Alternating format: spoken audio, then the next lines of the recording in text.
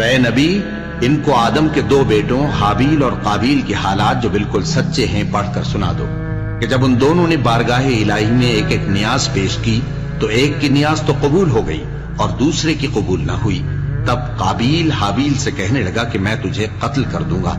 اس نے کہا کہ اللہ پرہیزگاروں ہی کی نیاز قبول فرمایا کرتا ہے، اگر تو مجھے قتل کرنے کے لیے مجھ پر ہاتھ چلائے گا تو میں تجھ کو قتل کرنے کے لیے تجھ پر ہاتھ نہیں چلاؤں گا۔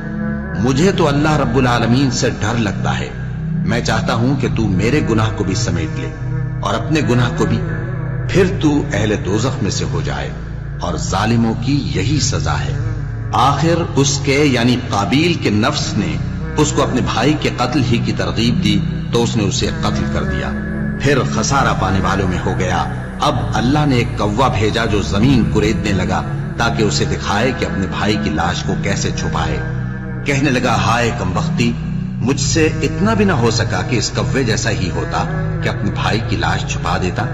پھر وہ پشیمان ہو گیا۔ اس قتل کی وجہ سے ہم نے بنی اسرائیل کے ذمے یہ بات لکھ دی کہ جو شخص کسی کو ناحق قتل کرے گا، یعنی بغیر اس کے کہ جان کا بدلہ لیا جائے یا ملک میں خرابی کرنے کی سزا دی جائے، تو اس نے گویا تمام انسانوں کو قتل کیا، اور جو ایک انسان کی جان بچا لے تو گویا اس نے سارے انسانوں کو زندگی دے دی۔